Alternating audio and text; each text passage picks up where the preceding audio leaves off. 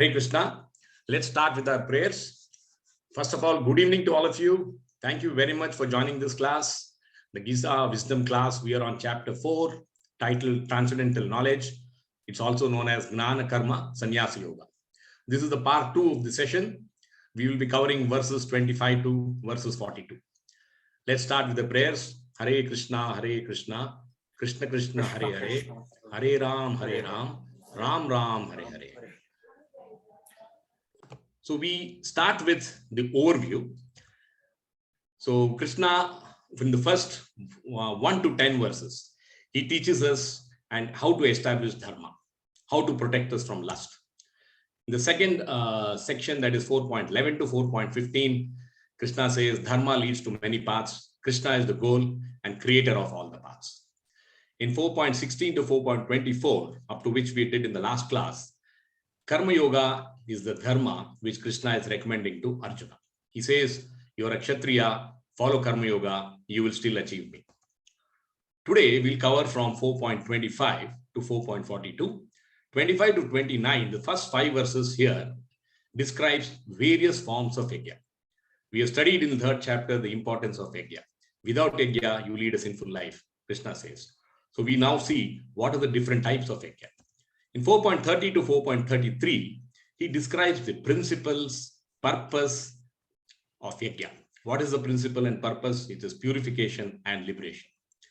In 4.34 to 4.42, that is section 3, he describes glories of jnana, transcendental knowledge or spiritual knowledge. Karma Yoga involves both jnana as well. That's what is the revelation in this chapter. So by performing sacrifices, one can eventually attain jnana. This is the brief overview of 4th chapter. Let's look at the summary of what we learned in the last class. Chapter 4 is titled Transcendental Knowledge.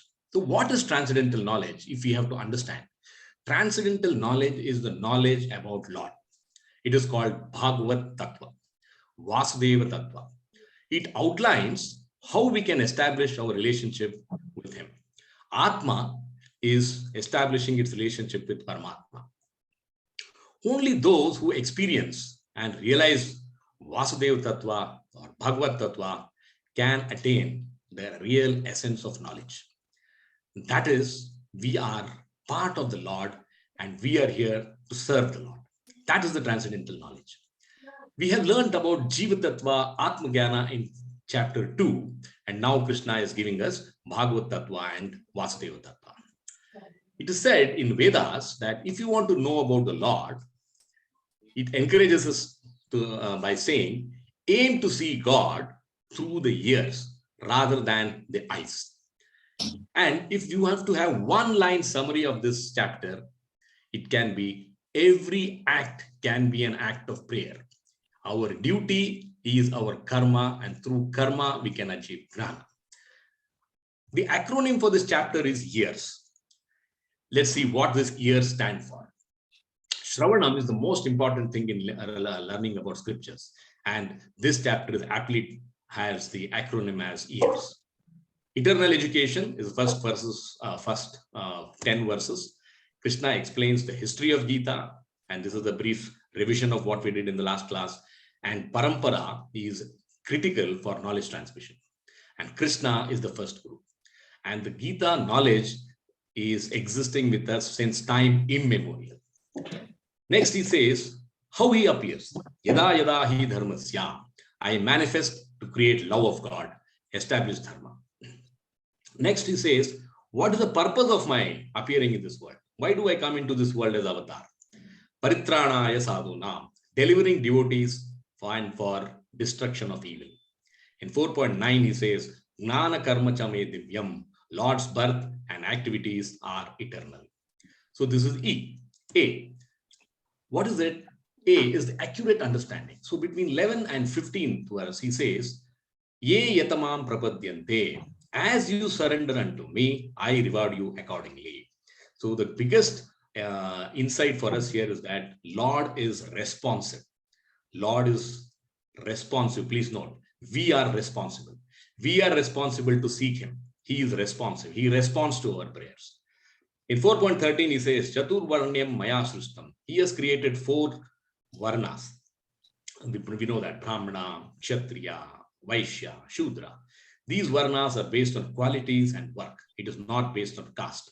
And what do they help in? They help in spiritual realization. We stick to our varna and we do our dharma, we can achieve the Lord. In 4.14, he says, Namam karmani limpanti. Krishna's work doesn't affect him.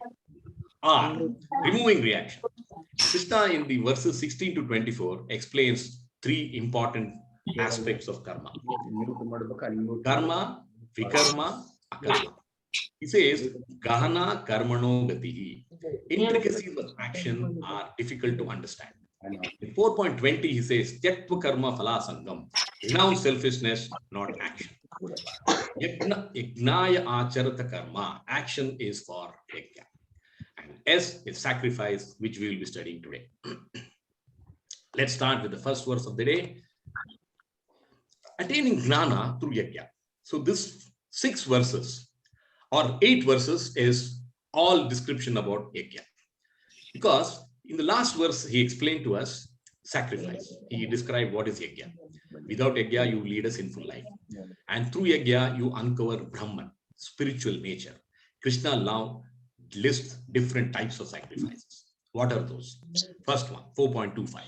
Daivam eva pare yagyam yogina paryupasate brahmagnau apare yagnam yajnenaiva upajovati. Translation. I would request you all to go on mute. Where is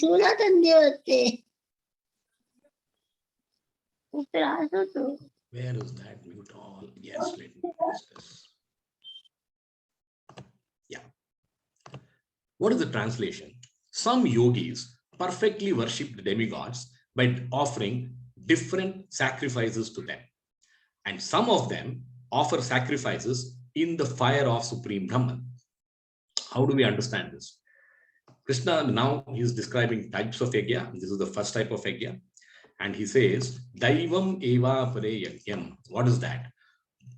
All those who are worshipping devatas, example, you worship Varuna for rain. You worship Saraswati for knowledge. So this is Daivam eva pare yajnam. Yogina paryupasate. Those who worship devatas are yogis. They are connected to Krishna, though not at a very high level. It is Sakam Karma Yoga.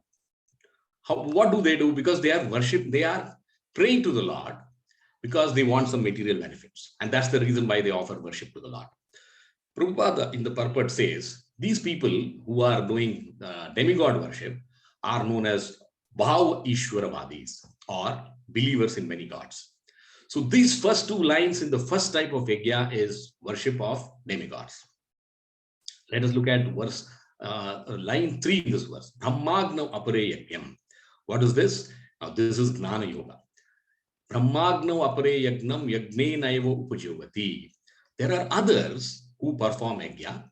They offer themselves to the Brahman. So their sacrifice is to Brahman. They conceptualize that Brahman is the absolute truth. Now, these 2 lines of this verse is Jnana Yoga. Jnana Yoga is again glorified in verse 4.33. Now, how do we understand what Krishna says in this Jnana Yoga? If you look at the wave in the sea, what happens? The wave rises and the wave falls.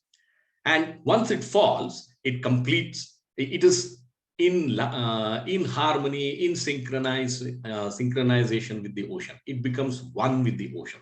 That is how we should understand Jnana Yoga. Surrender yourself to Brahman. What do you mean by this? The simple way of understanding this is that any action we perform is a part of yajna. Any prescribed duty that we do is part of yajna. But it is called an yajna if you do not have a tinge of expectation of result. Don't do anything with an expectation. If you do that, then it becomes a selfish action. It is not yajna. That is the message that Krishna gives us in this verse. Next verse. Shrotradini indriyani anye samyamagnishu juvati sabdadin visayananya indriyagnishu juvati. What is the translation? Some, the unadulterated brahmacharis, sacrifice the hearing process. That's why he shows the ear here. And the senses in the fire of mental control. And others, the regulated householders, like all of us who are married, we are householders, grostas, sacrifice the objects of the senses in the fire of the senses. Looks difficult from the translation. Let's try to make it simple to understand.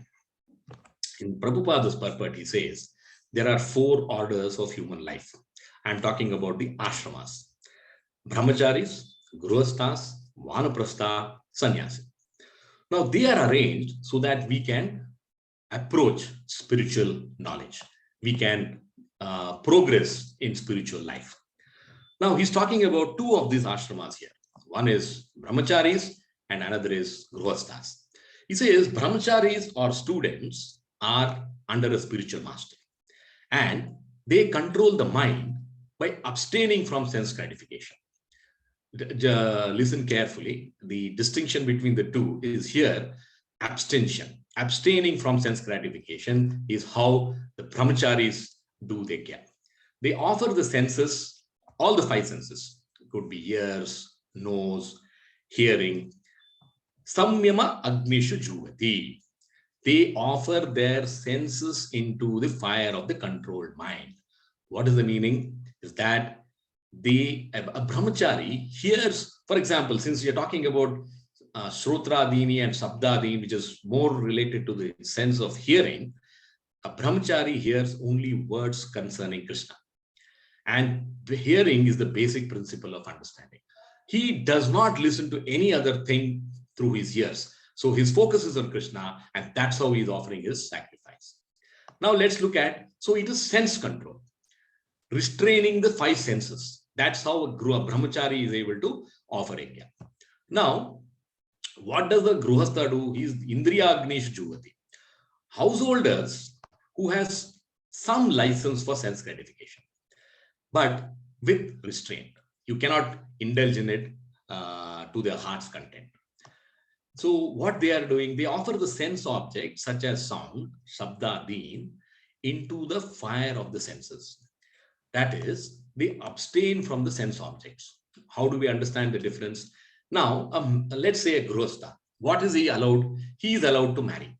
He is allowed to have a conjugal relationship with his wife under the framework of marriage. He cannot have conjugal relationship outside of marriage. So his yajna is, he is controlling his general tendency towards sense gratification, his attraction to sense objects by restraining himself, by following the path of dharma. That is, if you marry, you can have a conjugal relationship. Out of marriage, you cannot have a conjugal relationship. That's the way a Grihastha offers sacrifice in his doing his prescribed duties. So these are the 2 other various varieties of yajna Krishna describes. So now we move. So if you have to summarize the understanding, brahmacharis, restraint of the senses, and Grihasthas, restraint of the sense objects. So that's the most important thing, how we have to understand. But both are yajnas, both are sacrifices, and through this you can achieve knowledge. Let's look at the next type of sacrifice. Sarva Indriya Karmani, Prana Karmani Chapare, Atma Samyama Yoga Agnau, Chuvati Gnanadipite. What is the translation? Others who are interested in achieving self-realization through control of the mind and senses offer the functions of all the senses and of the life breath as oblations into the fire of the controlled mind. So when Krishna is describing the yajna, what we should be remembering is that whatever we do, we are offering it as a sacrifice in the yajna kunda. That's the correlation. So you don't really have to sit in front of a yajna kunda to do sacrifice.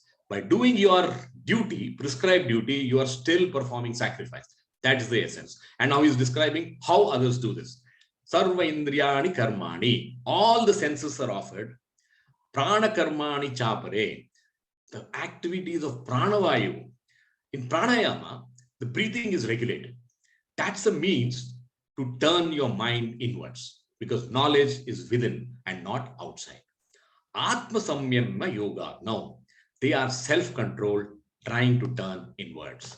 In Srila Prabhupada's purport, he says, in Yoga Sutra of Patanjali, the soul is defined as Pratyagatma and Paragatma.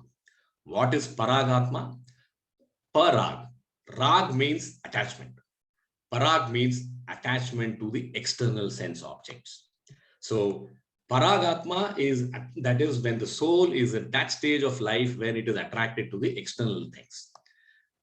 But the same soul, through Karma Yoga, Jnana Yoga, we can turn it inwards. To Pranayama, as he is saying, we can turn it inwards. That is called Pratyagatma.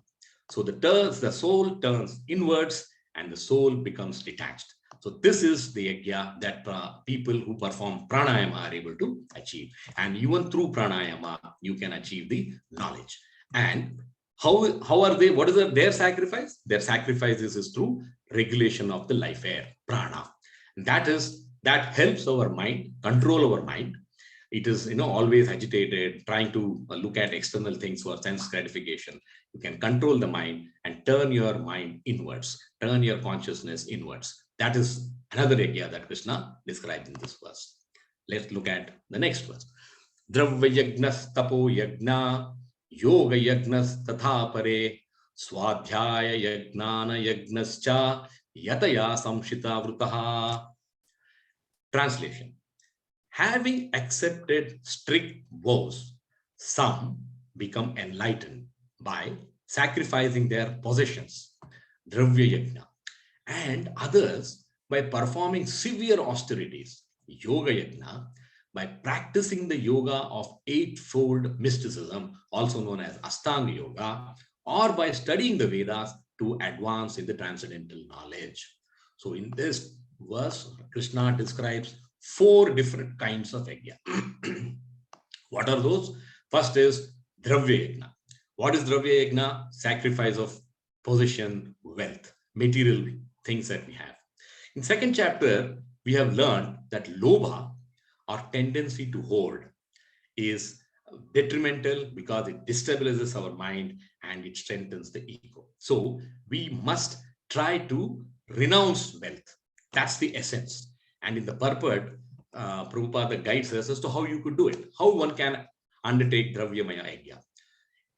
All the institutions of charity that you see, Dharmashala, Annashala, Atitishala, Anathalaya, Vidyapitha, hospitals, old age homes, you distribute food, education, medical care for the poor. All these are Dravyamaya Yajna. You are giving away part of your wealth for the welfare of others. That is your sacrifice. Now, what does this indicate? It indicates that your consciousness is situated in a higher mode. You are in the mode of goodness. So you, through Dravyamaya Yajna, you can please the Lord, you can gain knowledge. So this is called Manava Seva. There are 2 things in life, Manava Seva and Madhava Seva. So Dravyamaya Yajna is Manava Seva. Next yajna he is defining is Tapo Yajna. What does he say? He says, some people sacrifice in austerities, yoga yajna. Now, Ashtanga Yoga. Some people perform Ashtanga Yoga. Now, how do we understand this? This is, Tapo Yajna is basically controlling your senses by following strict vows, strict rules. Now, the example given by Prabhupada is Chaturmasya. I don't know how many of you know, but Chaturmasya is a vow which is done between July and October. And it is quite severe because you eat only once in a day. And then you have restrictions on what you can eat in each month. Next, you cannot shave. Then you cannot leave home for travel. If you really follow this strictly, this is what the Vedas say, then this is an austerity. So all our temples, if you see the brahmacharis, the sannyasis, the pandits, the pujaris, the swamijis, we see they all perform Chaturmasya. So this is an example of Tapo Yajna. Why they do this? They do this because they want to minimize the focus on the body and increase the focus on the mind, spiritual mind. Try to seek spiritual knowledge. Now, this is the second kind of sacrifice. The third kind of sacrifice is Tatha Pare, Yoga Yajnas Tatha Pare. Now, this is the eightfold process of Ashtanga Yoga. It is one of the most difficult yoga to perform because you have 8 stages to attain the knowledge that Krishna is talking about. There are many people who attain the Jnana through Ashtanga Yoga. The fourth time is Swadhyaya Jnana Yagnascha. Some people seriously study Vedas, scriptures. Now we are students of Gita, Ramayana. And what are we doing? We are also offering yajna to the Lord. We are sacrificing our intelligence. We are curious. We are trying to seek the transcendental knowledge. We are trying to understand Bhagavad Tattva, Vasudeva Tattva. That is how we are performing our sacrifice. So this 1 hour that we spend every evening on a Sunday is our sacrifice to the Lord. Yataya, enlightened persons who take strict vows and act accordingly, they are described as Samshita-rataha. Samshita means strict. All these yogis, you can perform different types of sacrifices. The common goal of each of these yajna is we want to weaken the hold of ego, which is nothing but I and mine. Ma mameti. If we are able to control these two, then we are surrendering to the Lord. Let's move to the next verse. Apane chuvati pranam prane panam tatapare pranapana gati rudva pranayama parayanaha apare niyatahara pranan prane sujuvati. Let us look at the translation. Still others who are inclined to the process of breath restraint to remain in trance practice by offering the movement of the outgoing breath into the incoming and the incoming breath into the outgoing, and thus at last remain in trance, stopping all breathing. Others, curtailing the eating process, offer the outgoing breath into itself as a sacrifice. So this is another 2 sacrifices that Krishna is defining. Pranayama. We had briefly heard about this in the last verse. Now is again mentioning in detail how through pranayama you can create another yajna. So what is he describing here? He says that apne juvati pranam. What is pranayama? Is breathing regulation. So you breathe in, you retain, and you breathe out. Now, why do you do that? Because through breathing, we have studied, we can control our mind and turn our consciousness inward. First line, he says, apane juvati pranam. What is apane? Apane is the air that goes downwards. That is breathing in. Prane pranapanam tatapare. Prana is the vayu, the air that we breathe out. So if the idea is you should offer the outward air inward, prana into apana and apana into prana. You're reversing this. Prane panam tatapare. Prana pana gati rudva. In this way, one checks the movement of the air. One brings the movement of the air into a steady state of neutrality. Now, this is how pranayama people perform yajna. Pranayama parayanaha. Such a person is dedicated to pranayam, and this is one kind of yoga. Second, so this is the first 4 lines are referring to pranayama. Next he says apare niyatahara. What is apare niyatahara? This is you regulate your eating a lot. Now we focus on ekadashi. We eat no grains. We try to consume light food. So you're trying to restrain your intake of food. Now, why do you do this? Because reducing the eating is also helpful in matter of self-control. Pranan praneshu juvati. So this is the last stage of pranayama, where they offer the outgoing air into itself. They can be breathless, or they regulate their breathing process for a period of time. So what is the science behind this? It says the body breathes in a particular fashion. That's how we are used to, apana and prana. Now, if you try to make it opposite, that's why Krishna says, outgoing breath into the incoming and the incoming breath into the outgoing. So if you do it in the opposite way, you will increase your willpower and you will be able to regulate your body. You can control the agitation of the mind. That is also possible. So with this, let's look at the summary of all these sacrifices, yajnas that we have gone through in the last 6 verses. We started with Daivam Eva Pare Yagnam, demigod worship. We went into Brahman worship. Then we discussed about mind control, how brahmacharis control their senses. Then the grihasthas control their sense objects, the attraction towards the sense objects. We studied about sense control, followers of Patanjali Yoga. Charity, Dravya Yagya. Austerity is Tapo Yagya. Mysticism is Ashtanga Yoga, Yoga Yagya. Scriptural studies, Swadhyaya, Gnana Yagna, that what we are doing. You can study all the scriptures, any scriptures. You're trying to sacrifice your intelligence for that knowledge. Pranayama, that's the last that we studied. So with this, we finish the first section of the part 2. Now we move into the second section.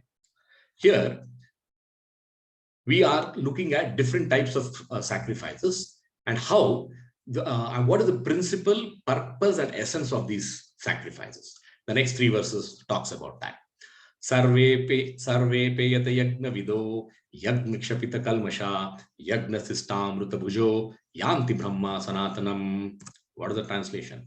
All these performers who know the meaning of sacrifice become cleansed of sinful reactions, and having tasted the nectar of result of sacrifices, they advance towards the supreme eternal atmosphere. So what did he say? Krishna describes the principle, purpose, and essence of yajna. So what is the understanding? Sarve apayate yajna, that is, all these people, sarve apayate means all these people, yagna vido, they are knower of yajna. Yagna kshapita, they become purified. Of what? Kalmasha, of all impurities, of all sinful reactions. Yagna sista, this is remnants of yajna. We'll understand this with an example. No? Amruta bhujo. So remnants of yajna becomes amruta bhujo, sweet nectar, eternal nectar. So the first result, yanti brahma sanatanam. What is Krishna saying? He says, first result of yajna is, now we are trying to understand what do we gain by this yajna? How do we gain this transcendental knowledge? So the first result is you are getting purified. Second result is you attain liberation. Yanti Brahma Sanatanam. They attain the ultimate spiritual platform. So purification and liberation are the 2 fruits that we gain by yajna. Now, how do we understand what is the principle of yajna? What Krishna is saying? So let us say we go back to the example of Nityahara. So what is Nityahara? Nityahara is we restrict our food intake. How do we do it? So we should bring the Lord in the between us. So you see a tasty dish. So first offer the dish to the Lord. That is the first principle of yajna, because everything in this world belongs to the Lord. And then he says the second principle of yajna is you partake a part of it remembering the Lord. So let's say the tasty dish is rasgulla, because Alok is in Calcutta and rasgulla is very famous there. You take a rasgulla, offer it to the Lord, then take a piece of rasgulla and taste it. Now that is prasad buddhi. You have offered this food, and the process of offering it to the Lord is the sacrifice. Is it difficult? I don't think so. Then he also says, take a part of it and enjoy. There's no harm in doing that. Now, what is the gain of this? When you do this, you are not rushing directly into action. We always pause, offer it to the Lord, and then allow him to eat it, and then you consume it.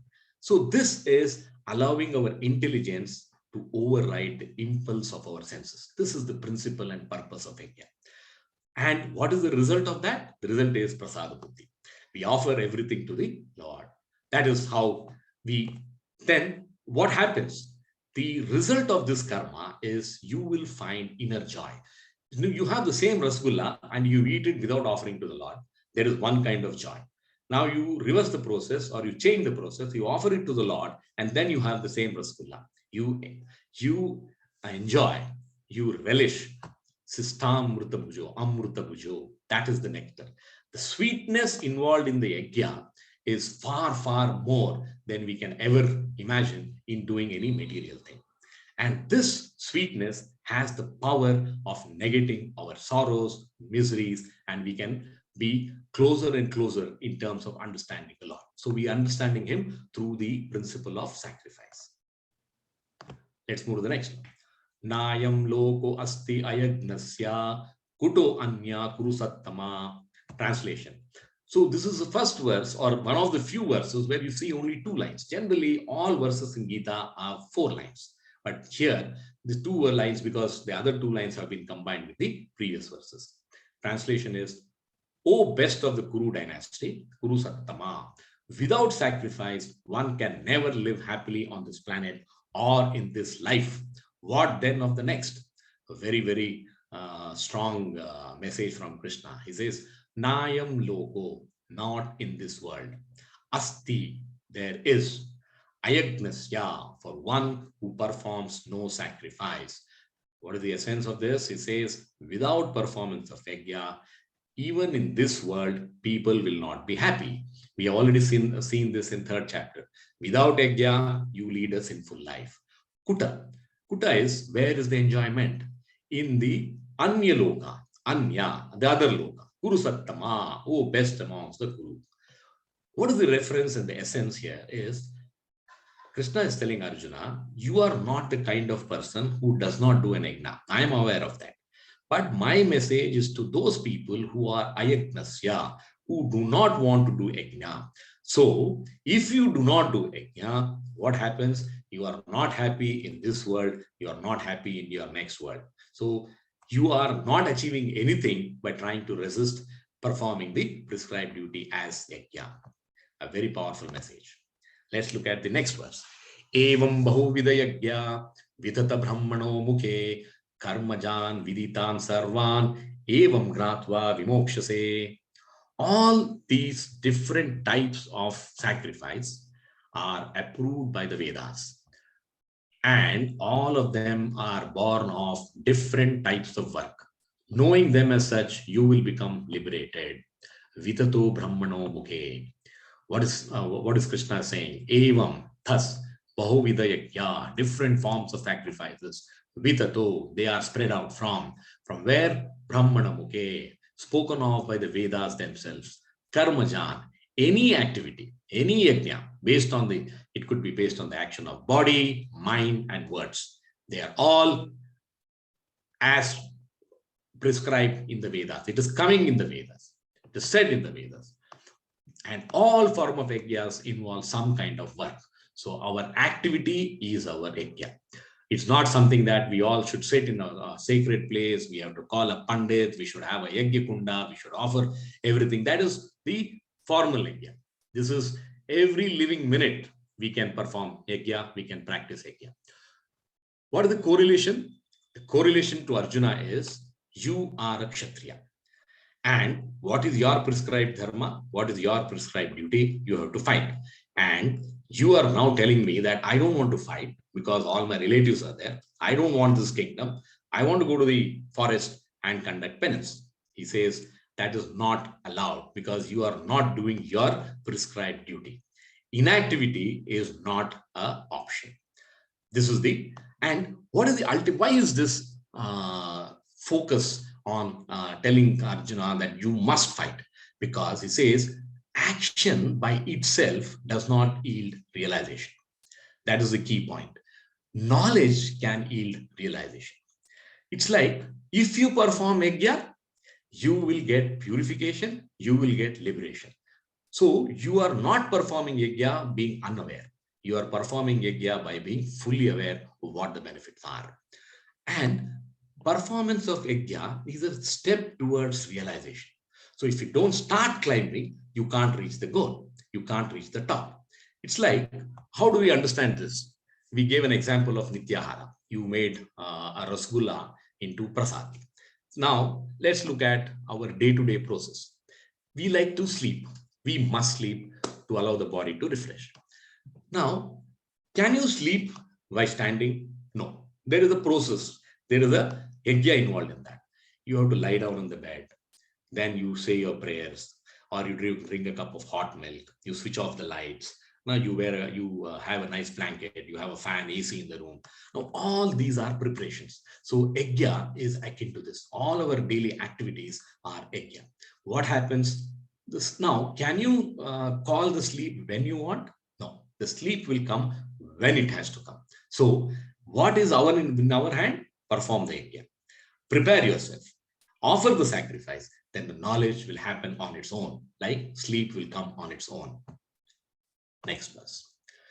Shreyan dravyamaya yajna gnana yajna parantapa sarvam karma khilam partha gnane parisamapyate. What is the translation? O chastiser of the enemy, sacrifice performed in knowledge is better than the mere sacrifice of material possessions. After all, O son of Pruta, all sacrifices of work culminate in transcendental knowledge. I had mentioned in the 4.25 that Krishna will praise Gnana Yajna again in 4.33. So we are in this verse. Gnana Yajna Parantapa.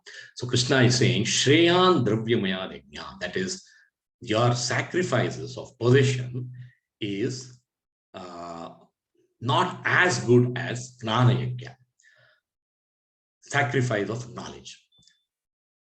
Now, Sarvam Karma Akilam Partha, all activities that you perform, they have one ultimate goal. If you perform it as a sacrifice, if you perform it as an yajna, what is the goal? Gnane Parisamapyate. All yajnas lead to knowledge. And what is this knowledge? What is this gnana? That knowledge is of our true identity as Atma and our eternal nature. We are not the body, we are the soul. Gnana Yajna helps development of intellect, and gradually we progress to acquire spiritual knowledge. Why is the knowledge of sacrifice? Why is Krishna saying Gnana Yajna is better than other yajnas? Because he says the attainment of knowledge, all actions which are bearing fruit, karma kilam partha, are finished. So you do not desire fruits at the end of your action. Now, that is the most important learning. The difference between doing an action and doing an action as an yajna is you have removed the I from it. Mama, mameti. I, selfishness is gone. Then your same action becomes yajna. Now, how do we understand this? It's like a river. When does the river stop flowing? When it realizes and it reaches the ocean. Till it reaches the ocean, it's a river. It has an individuality. It flows. You call it a mighty river, a small river, a seasonal river, etc. All descriptions.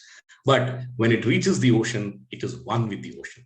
So what is the lesson here? What is Krishna saying is we must identify or understand the ocean, the infinite, the permanent. The ocean compared to the river is far larger and it is always present. Then the day river reaches the ocean, it realizes that I am part of the ocean. So Krishna is saying, by doing yajna, you must realize that you are part of me and come to me. Remove all your selfish motives behind actions. Stop your self-gratification, sense-gratification, self-gratification attitude. The next verse. Very important verse. Now, we all have understood that, we need this gnana. We know how we can achieve that gnana through yajna. Now, Krishna says, what is the importance of Guru? Tad vidhi pranipatena pariprasnena sevaya upadekshanti te gnanam gnanina tattvadarshina. Just try to learn the truth by approaching a spiritual master. Inquire from him submissively and render service unto him. The self-realized souls can impart knowledge unto you because they have seen the truth. Tattvadarshinaha. So, tadvidi, that knowledge. Which knowledge? In the last verse we saw. Gnane sarvam karma kilam partha gnane parisamapyate. That knowledge which helps you understand you are part of the Lord. How this knowledge can be acquired? Now he's giving you the path. So first he says, achieve this knowledge through performing your activity as yajna. And now he's saying, how do we attain the jnana? By approaching a spiritual master. How do we approach a spiritual master? He says three things. Pranipatena, that is humbleness. Pariprasnena, that is inquisitiveness. Sevaya, that is the third step, service-mindedness. By rendering service, you can achieve this knowledge from the Lord, from the Guru. How does he give you that knowledge? Upadesha, Upadekshanti, through Upadesha. They will initiate us through the knowledge. What is that knowledge? Tattvadarshina, those who have that knowledge that we are all after, the knowledge of Bhagavat Tattva, Vasudeva Tattva. And Tattvadarshina is the man who has seen the truth. So approach a spiritual master by these three things. Now, why is this knowledge so important? In 3.39, Krishna had said, Avrutam Gnana Etena Gnanino Nitya Vairina.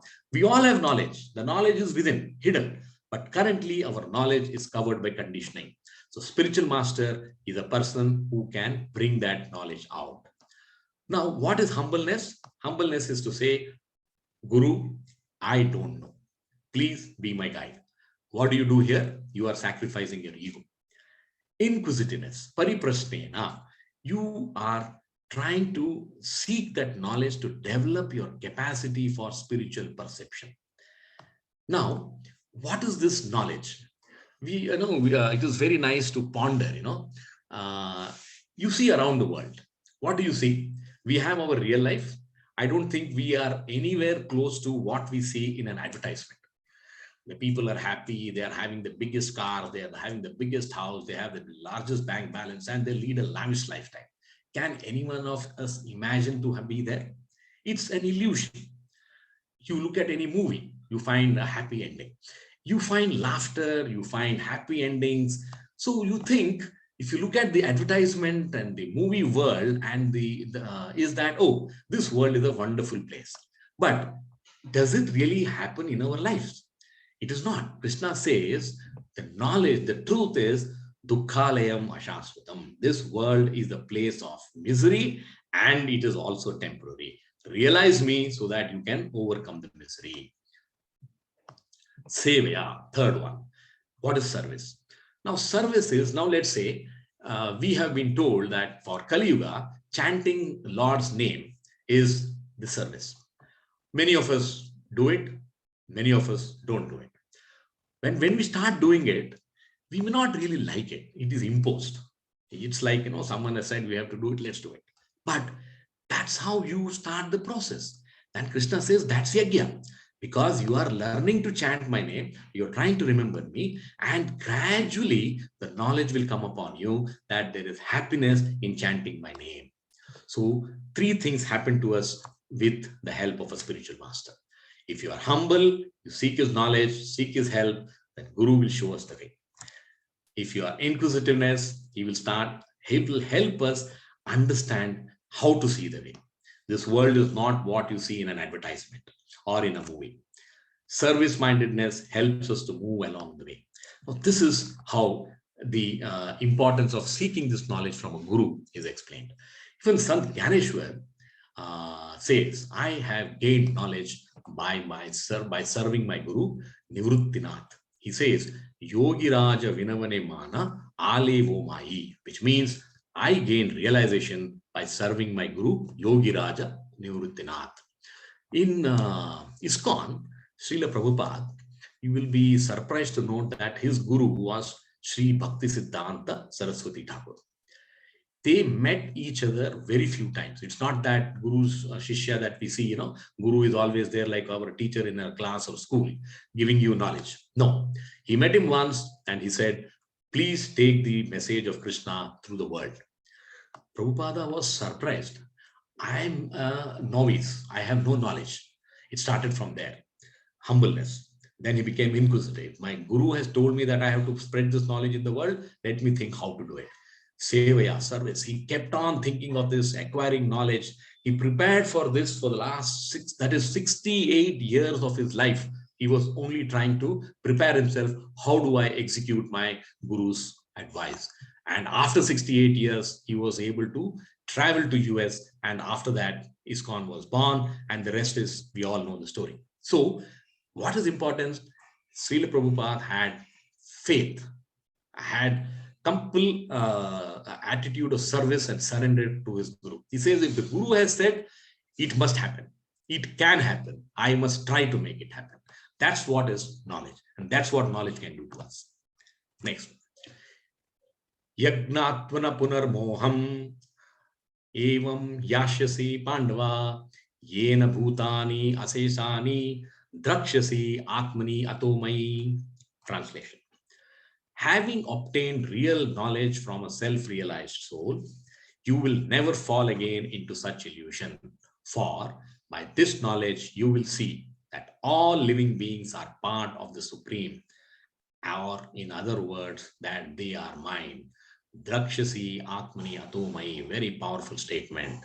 In the next, this verse and the next 3.5 verses, he is now describing the glories of knowledge, the fruits of knowledge to Arjuna. So he's talking about the effect of Guru and the knowledge that we have received. Once we know about the spiritual knowledge, master, we get that knowledge liberates us. Yagnatva, after you know this, na punar moham, the first fruit of knowledge is no more illusion. You will not get fooled by seeing an advertisement anymore. You will not get fooled by seeing a movie anymore. No more ek duje ke liye. You see a lady and you fall in love and the world is a beautiful place. Does it ever happen in life? Ask any married person, he will tell you the truth. Tattvadarshina. Evam yashyasi pandava. As you are in illusion right now, you will not go back into illusion. And that's the first fruit of this knowledge. Yena bhutani asesani. Yena means by which. Bhutani is all living entities, and asesani is, sesha means remaining. Aseshani means all, nothing is remaining. All living entities in this world, drakshasi, please see, atmani atomai, they are in me, they are mine.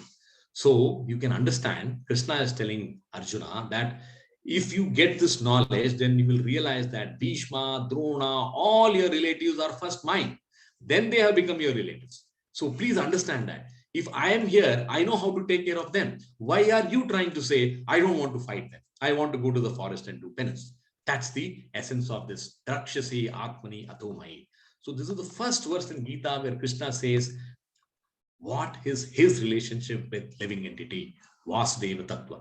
Krishna is saying, those living beings are free from illusion. They see, if you are free from illusion. So the first fruit, Punarmoha, you will not be into illusion.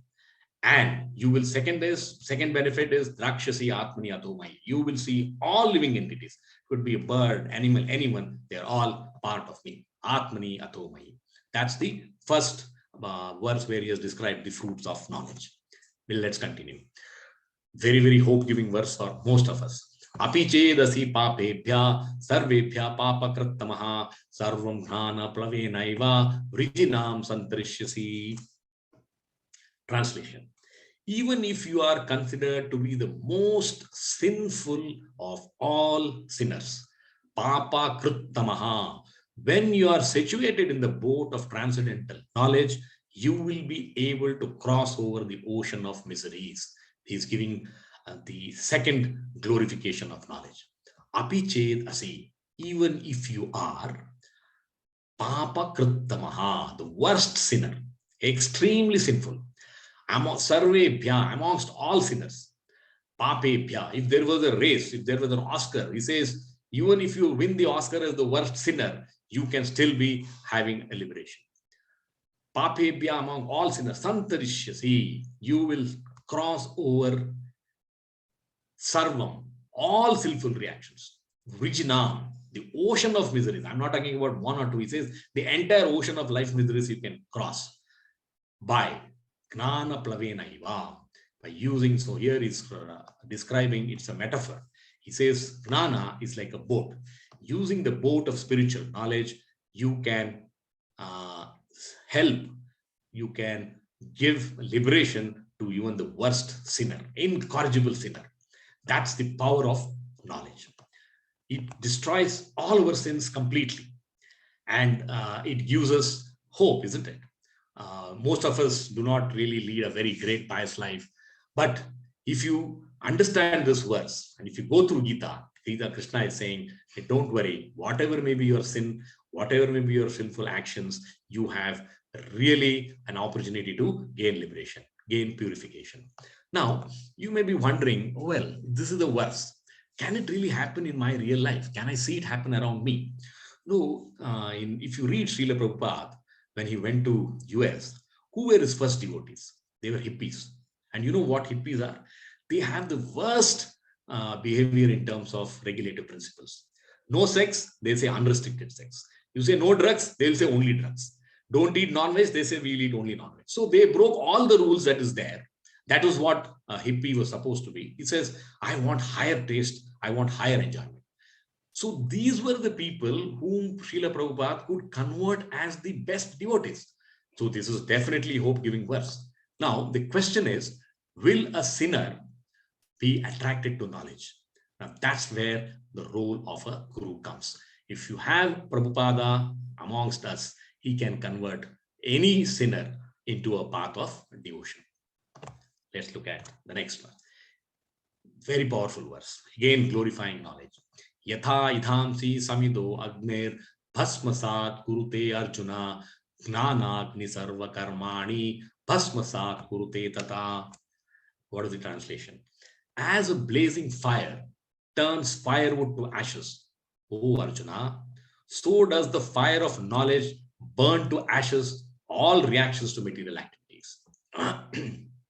Look at the word here. Krishna says sarva karmani. Now, when you do karma, it could be papa karma or it could be punya karma. He did not say gnanagni papa karmani, or he did not say gnanagni punya karmani. He says gnanagni sarva karmani. So he says whatever is your karma, it could be punya or it could be papa, everything will be destroyed. So he is comparing knowledge to gnanagni. What does the fire do? You put firewood into it, it will burn. So even in 4.19, Krishna had said, Gnanagni dagda karmanam, knowledge will burn up your actions. Any sins that you do, it will burn out. So this is the second time he was using this powerful metaphor to describe knowledge as Gnanagni. So what is the knowledge doing? Knowledge destroys all our miseries, all our impurities to ashes. So two metaphors he used. In the last verse he says, Gnana plavenaiva, that's the boat which will help us to cross the ocean of misery. Now he's saying, oh, knowledge is like fire. It burns away all your miseries. Now, how does it happen? Where does this misery come from? Misery is caused by our own self because we don't have this knowledge. We are short-sighted. We have impulsive behavior. We have superficial desires. More, and give me more. However much you have, you're not satisfied. Unnecessary anxieties and undue negativities because we have expectations. So these impurities, they are within us and they impel us towards destructive actions. So spiritual knowledge can help us address the cause of misery by burning them away. So it's like, what is this knowledge? If I have to give you a simple comparison, let's say when we learned basic maths, you studied addition. So after you went through this, you will never get confused if you see a problem with addition sign.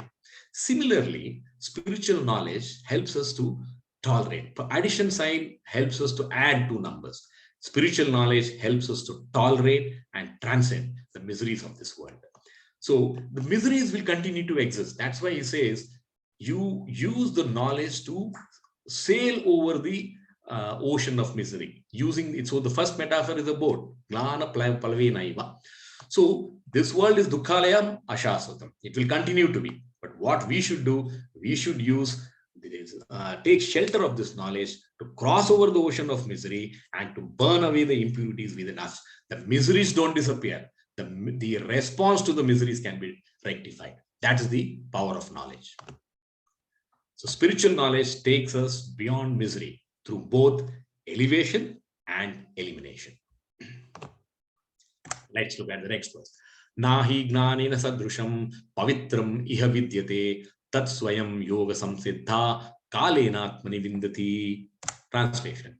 In this world, there is nothing so sublime and pure as transcendental knowledge. He's glorifying knowledge here.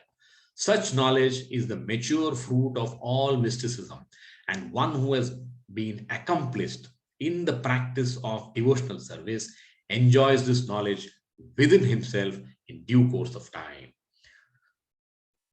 Nahi vidyate. There is indeed nothing more purifying than this knowledge. So Krishna is talking about purity of this knowledge. Even in the 9th chapter, he glorifies this knowledge. What is he glorifying this? He says it's the most superior means for self-realization. Now, how do you gain this knowledge? It is pure. Yes, it is helpful. He's now giving you two more insights. He says you have to seek this knowledge by yourself. You should do the yajna. I cannot perform yajna on your behalf. That is the first message. Second, all this sacrifice is to seek the knowledge within yourself. So turn your mind, senses, intelligence inward. That's the message. Knowledge is important. Knowledge is pure. You can get it by your own efforts. The teacher is required to guide us in the right direction. That's what Saraswati Thakur did to Srila Prabhupada. He said, spread this message through the world.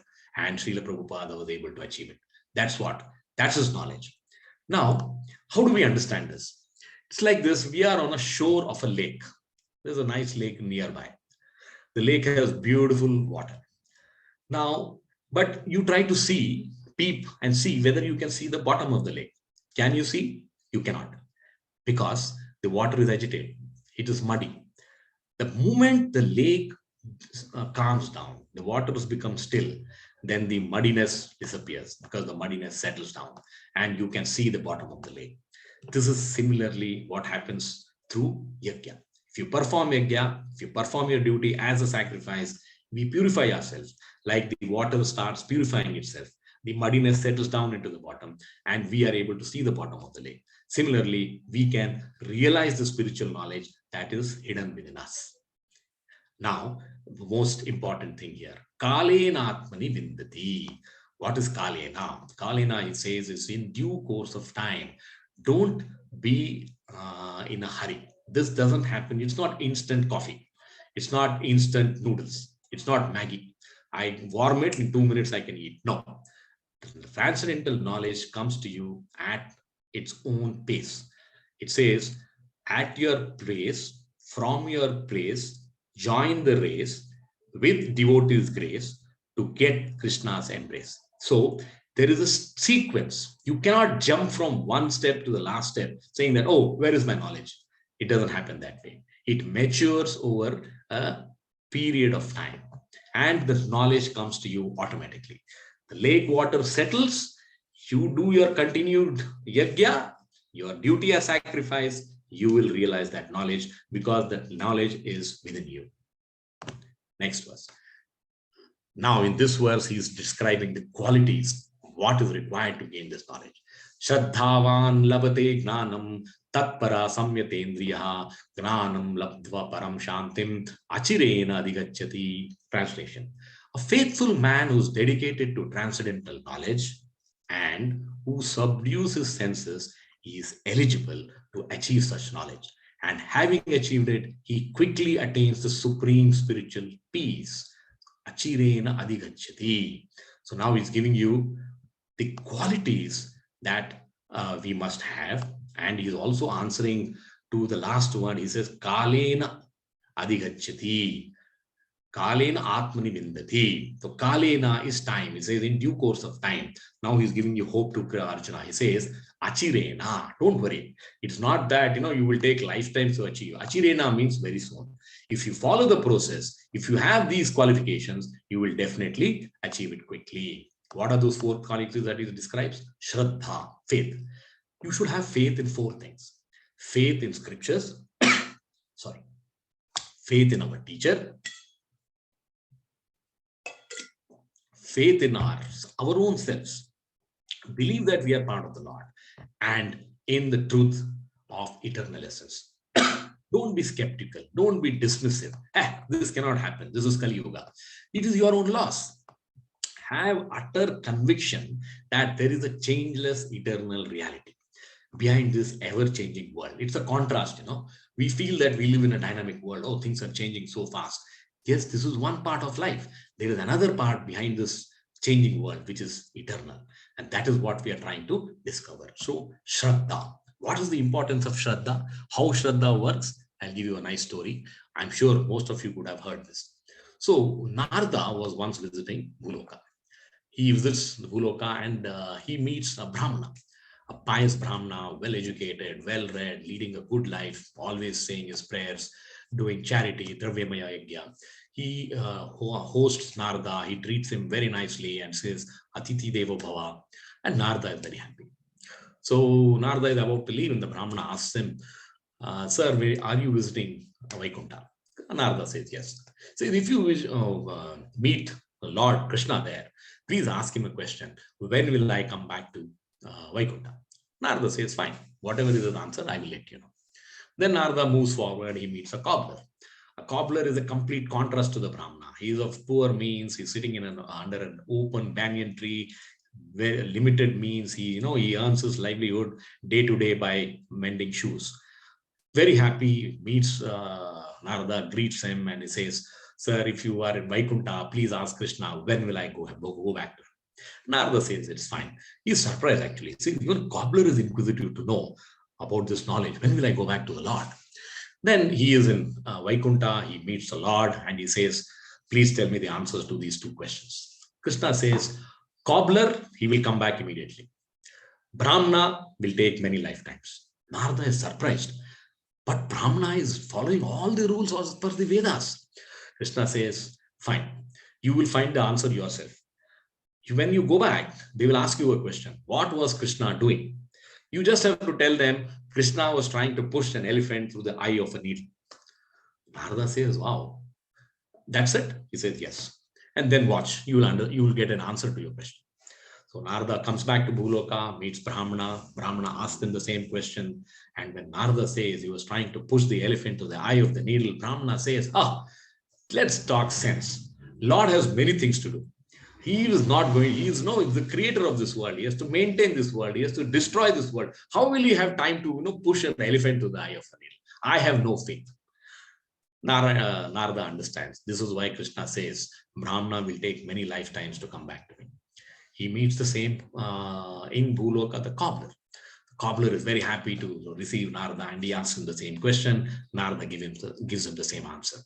Look at the response of the cobbler. Cobbler says, oh, my dear Lord. He bursts out laughing. It says, I can believe that Lord is capable of doing anything he wants. Then Narada says, how can you make such a comment? Have you seen the Lord? Imagine pushing an elephant to the eye of a needle. He says, sir, I am not as knowledgeable as you are. I am of a man of very small means. But let me tell you my understanding, my realization. He says, I am sitting beneath this banyan tree. And every day I see a banyan fruit falling down. I also know that the banyan fruit has a seed. And that seed can give rise to such a big tree. If that is possible, if that is the miracle of creation, why will not the Lord be in a position to push the elephant through the eye of the needle? That is faith. The Lord can do anything. And that is the conviction with which we should approach this subject. You cannot have tentativeness. Oh, ho sakta hai, to nahi ho sakta hai. No. If the Lord has said this in Gita, it is true. It is the eternal truth. Second quality, tatparaha. You should have keen intent and focus. Samyatendriyaha, that is restraint and control of senses. If you have this, if you don't have sense control, then what happens is our retention is limited. Our attention moves from spiritual into material very quickly. That's why we should try and practice this and try and control our ego. Controlling his ego, it's like, you sleep in a nice AC room. The AC gives you a lot of cooling comfort, but then there is a background noise which can irritate you. That is ego. It is always present. It's like AC. With AC, you have sound. With person, you have. With jiva, with atma, you have ego. If you're able to control your ego, then you go beyond achirena adhigacchati. Very soon, you will gain this everlasting peace. That is the message of Krishna. Agnas cha shraddadhanascha samshayatma vinashyati Nayam loko asti na paro na sukam samshayatmanaha. But ignorant and faithless persons who doubt the revealed scriptures do not attain God consciousness. They fall down. For the doubting soul, there is neither happiness in this world nor in the next. We had studied a similar verse earlier. So, in the last verse, Krishna says, you have to have 4 qualities to achieve knowledge. And now he describes 3 qualities, what will prevent us from getting this knowledge. First one is Ajna. Ajna is Ajnana, ignorance. You don't have any knowledge of scriptures. It's like our cobbler. Next is lack of faith, Ashraddhana. They have knowledge, they know shlokas, but have no faith, similar to our Brahmana. Third is Samshayatma. They are always doubting. They think, oh, there are so many philosophies. How can I trust any one of them? But this is Kali Yuga, and that's the main problem of Kali Yuga. Nobody wishes to make an attempt to understand philosophy. If you don't open Gita, how will you know what is written in Gita? That's the starting step. Now, Samshayatma, let's look at a very nice story so that you really understand how Samshayatma takes away the entire essence of all your hard work yakya that you put in. We have a very, very venerable saint by name Haridas Thakur. He's world famous as Namacharya. We all struggle to chant 16 rounds in a day. He used to chant 194 rounds in a day without failing. Be it summer, be it winter, it doesn't matter. 194 rounds. It took him only 21 hours in a day. There were only 3 hours left for rest, food, etc., etc. He never deviated from this routine. He says, I am alive only to remember the Lord. Such a great man once goes to the village for a discourse. A lot of villagers, and he talks about the glories of chanting. The villagers are very happy. They say, wow.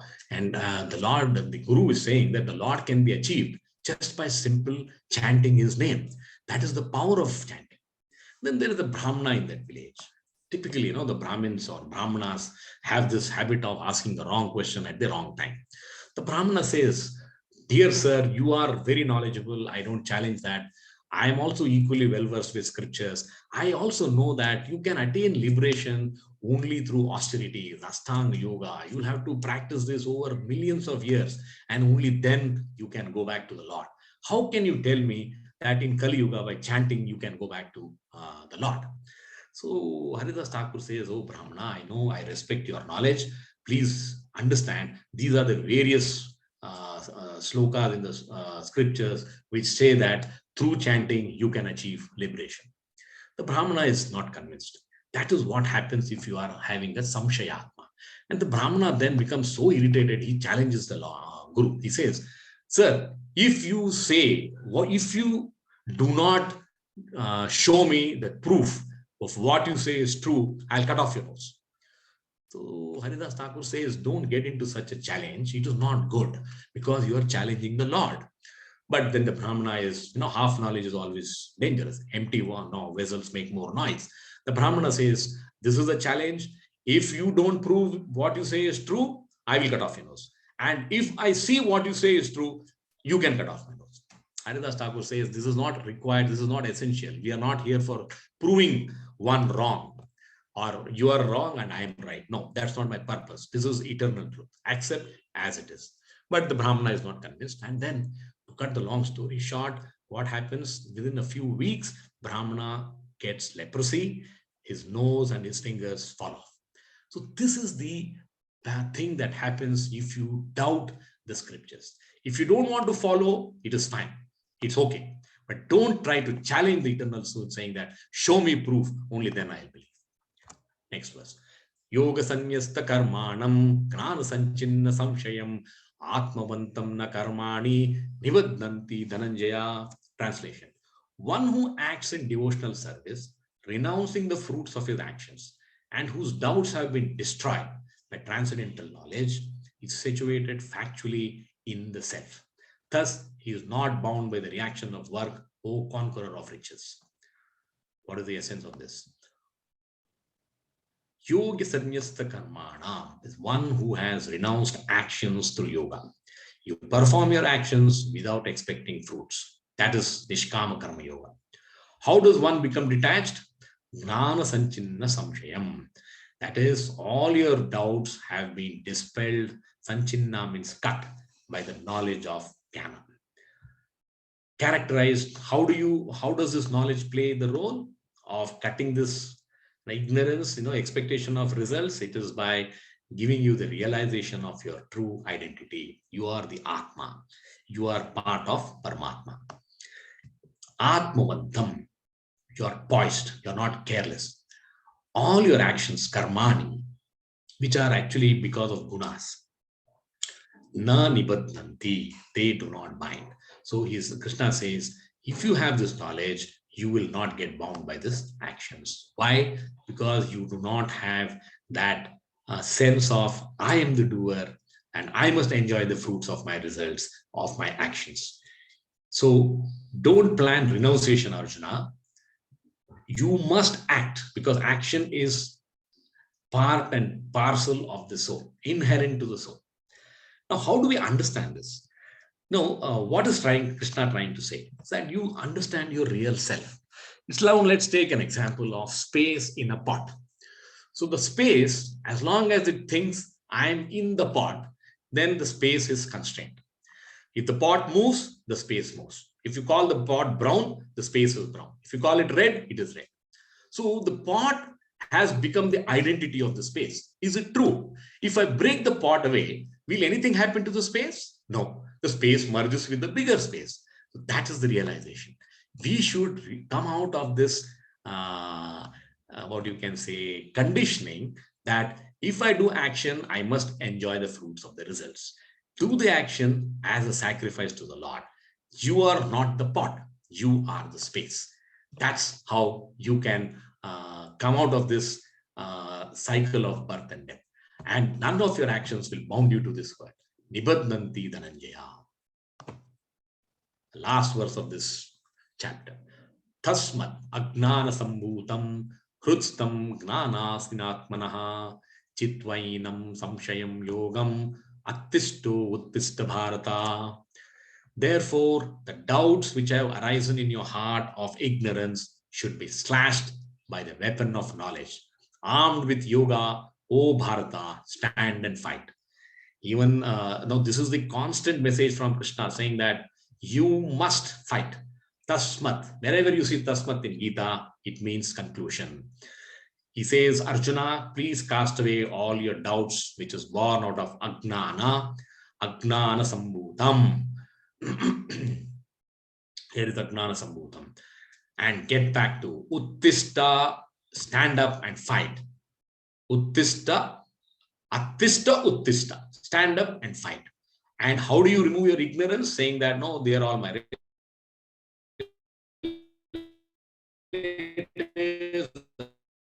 I don't want to fight with them. I don't want this kingdom. He says, no, he's using another metaphor here of misery. Use the metaphor of fire to burn all of it. And now he's saying, Gnanasina. That is, it's a sword of knowledge. Use the knowledge as a sword to fight, destroying your inner doubts, not just external enemies. So what is our ignorance? Because the ignorance is mine. I am limiting myself. As long as the space thinks I am the pot, you are limiting yourself. That is conditioning. So we always try to question the relationship with the world, just like Arjuna got confused. But if you have knowledge, and what is the knowledge teaching us? It teaches us universality, selflessness, and infinitude. We are not the ocean. We have to go and merge with the ocean. That is the essence of knowledge. With this, we come to the end. Summary. This chapter is titled Transcendental Knowledge. What is transcendental knowledge? It's Bhagavad Tattva, Vasudeva Tattva. It tells us how to establish our divine relationship with the Lord, Atma, Paramatma. If you experience and realize Bhagavad Tattva, then you can experience the real nature of soul, which is to serve the Lord. The knowledge and the other knowledge that we learned in second chapter was Jiva Tattva. So now from Jiva Tattva, we are moving into Bhagavad Tattva. The acronym and the famous Vedic aphorism that we studied is aim to see God through the ears rather than through the eyes. The acronym for this chapter is ears. So Shravanam. What is E? Eternal education. Krishna starts by explaining the history of Gita. Parampara is required for knowledge transmission, and Krishna is the first guru. Then he says how he appears. Yada yada hi dharmasya. I manifest to create love of God, establish dharma. Then he says, what is my purpose of coming into this world? Paritranaya sadhunam, delivering devotees for destruction of evil. Then he describes about his divine qualities. Janma karma chame divyam. Lord's birth and activities are eternal. Accurate understanding, that is A. Ye yatamam prapadyante. As you surrender to me, I reward you accordingly. Lord is responsive. We are responsible. We say our prayers, he will respond. You don't expect him to be taking the responsibility of yours to say your prayers for you. That's not possible. Chaturvarnyam maya srishtam. He has created the four varnas of Brahmana, Shudra, Skratya, Vaishya for based on your quality and work, not on your caste. And if you are based in the varna, you can achieve spiritual knowledge. Namam karmani limpanti. Krishna's work doesn't affect him. Removing the reaction, that is the R part. He describes karma. He tells us kahana karmano gatihi. Intricacies of action are difficult to understand. He explains to us karma, vikarma, akarma. Then he says tyaktva karma phala sangam. Renounce selfishness, not action. We should try and get this message. To be with the Lord, you have no I, you have no why. I, me, no why. Renounce selfishness, not action. Yajna acharata karma. Action is for yajna, sacrifice. We have just learned all the different types of sacrifice. We also learned that yajna helps us to gain transcendental knowledge. How do you get this knowledge? Surrender to the Guru. You surrender to him with humbleness, inquisitiveness, and an attitude of service. Have faith, control your senses, samyatendra indriya, reveals, then the knowledge reveals by itself. The example is if the lake water steadies itself, you can see the bottom of the lake. It burns away your impurities.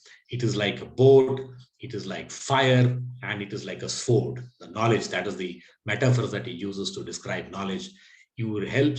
It helps realize all souls are in Krishna. Most important thing. He says, Arjuna, if you are worried about your relationship, please realize that all these people that you see are mine. So I am more worried than you as to how I should look after them. And if I say fight, you must fight. Liberates, and this knowledge liberates even the worst of sinners. It destroys karmic reactions and brings peace. And he says, please fight. In the third chapter, he had said, Yudhiyasva vigata jvara. Now he says, Attishta Uttishta Bharata. Please stand up and fight. With this, we come to the end of this chapter. Thank you very much. This floor is open for any questions.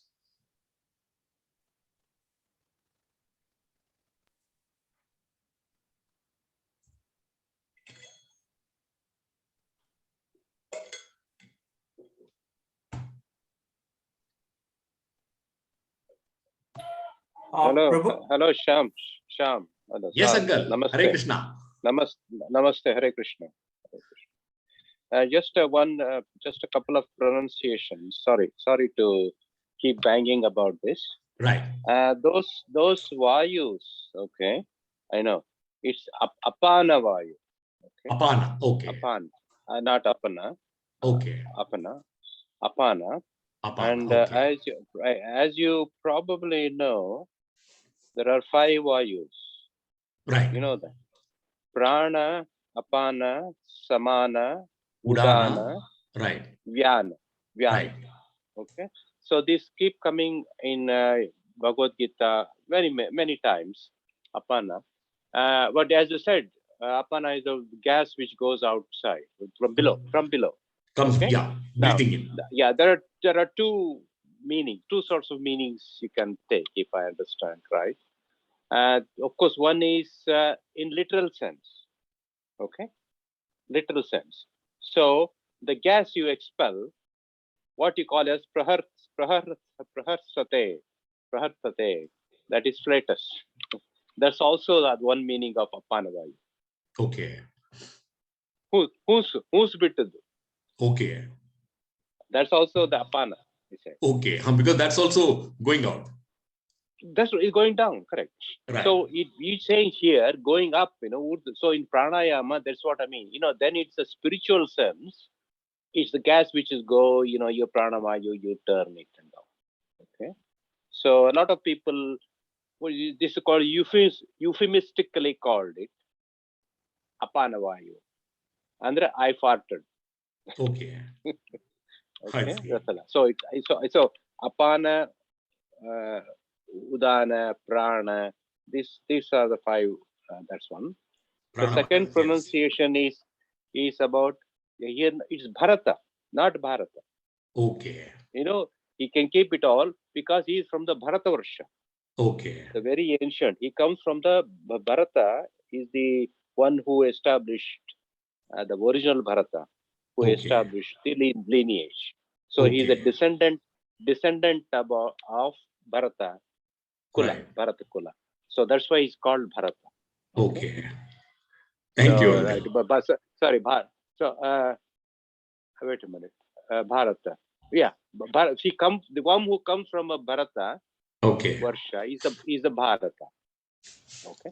So Bharata is in that sense. Sorry. Bharata is in that sense because Bharata. The one which comes from Bharata. Yeah. Okay. So there are various, he calls it Bharata. Okay. No, Bharata is not. Okay, that's the origin. Sorry. Because, because somebody else may question you. That's why. Yes, thank you. Oh, no problem. Thank you. Thank you, Uncle. And this is full of, especially even before I knew all any Bhagwadgita, the one quotation I knew, the two quotations I knew is Karmane Varadhikaraste, everybody knows. Right. And the second was Jnanam, na Jnanam Sadrisham Iha Vidyate. Right. That one. What's the other word? Wait a minute. Let me get the full term. Right. Iha Vidyate. Na Jnanam Sadrisha Vidyate. It used to be on the Bhavan's journal quote, it used to be on the head. Okay. In Kanailar Munshis. Okay. So like about that's about. Okay. Right. Thank you. Others, somebody else is on waiting to ask you a question. Oh, yes. Any other questions? I interrupted somebody. Thanks. So, Prabhuji, just it's another question. Just I wanted to have more understanding on that. Yes, Santosh. Through this years, what I understand, the lesser the feeling, or you can say the ability we get to dissolve our I, the sense of I, more will be, or greater we will be inclined towards years of this lesson, and then the more towards our journey, spiritual knowledge. Is it the sense of this lesson that the more we dissolve our I, the sense of I, then the lesser we doubt about the scriptures and more we learn about what the Gita teaches us or God tells us? Yes, Santosh. That is the most important thing. You have to learn to surrender. And as long as we are driven by ego, it's also called as false ego, I and mine, you will never be able to surrender because you don't have the faith that Krishna will come and help you. Whereas the truth is, every living moment of yours is under his control and he is helping you walk. So all the activities, all the yajnas that we are performing, why is Krishna telling Arjuna, you can achieve me through your own karma, your activity. You are a Kshatriya, fight. Even through fighting, even through killing people, you will achieve me. That's the essence of surrender. Do as the Lord says. And Thanks, Arjuna Prabhu. had the benefit of Krishna with him, but we have the benefit of Gita with us. So we can read the verse again and again. and try to internalize this. You must tatparaha. You should have that inquisitiveness to internalize that, okay, I have understood this and I have faith and I believe in it. The moment you are like that Brahmana who says you will not achieve liberation through chanting, then you are neither here nor there. Krishna says, neither you will be happy here, nor you will be happy in the next one.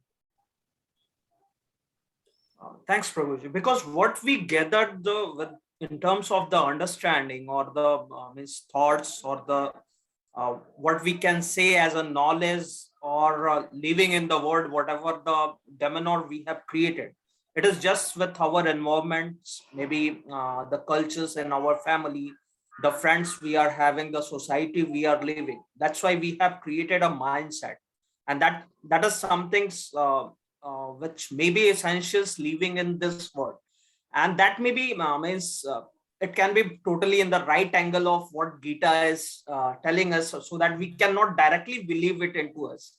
So those dissolving those gatherings is also one of the process to know the self and know the God. Yes. And that is the reason why Krishna is emphasizing so much on understanding this knowledge. Because see, it is so, why does he say that, everyone is part of me? Please understand, the relationship that you have has come from me. Bhishma is your grandfather, Drona is your teacher, but before that, they are part of me, they are Atmani. And if you don't realize that, we will have this half-based knowledge, which is dangerous, saying that, oh, well, I will not fight, I will go back to the forest, I will do penance. So what is Arjuna saying is going completely contrary to what Krishna says. Do your duty. He says, no, I don't want to do my duty. Why? I don't believe in fighting my relationships.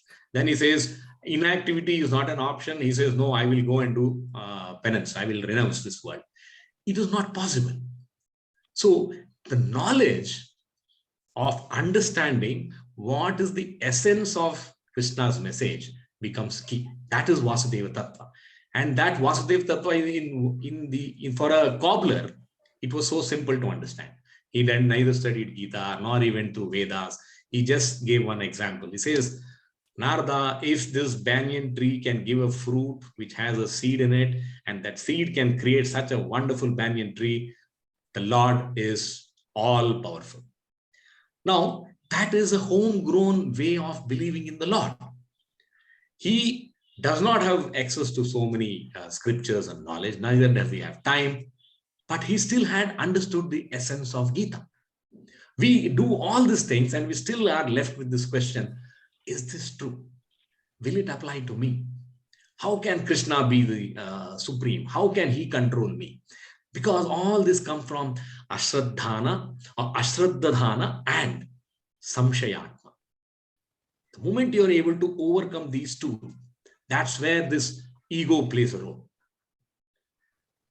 It is the whole essence of spirituality is if you are able to forget these two words, I and mine.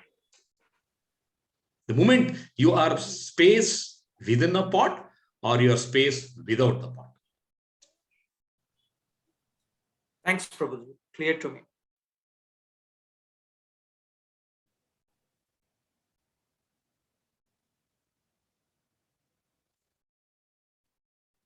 If there are no other questions, I know it's quite late on a Sunday evening. Shall we close the session? Thank you very much then. Hare Krishna. Have a wonderful evening. Hare Krishna. Hare Krishna. Hare Krishna. Hare Krishna. Thank you. Hare Krishna. Hare Krishna. Thank you. Thank you.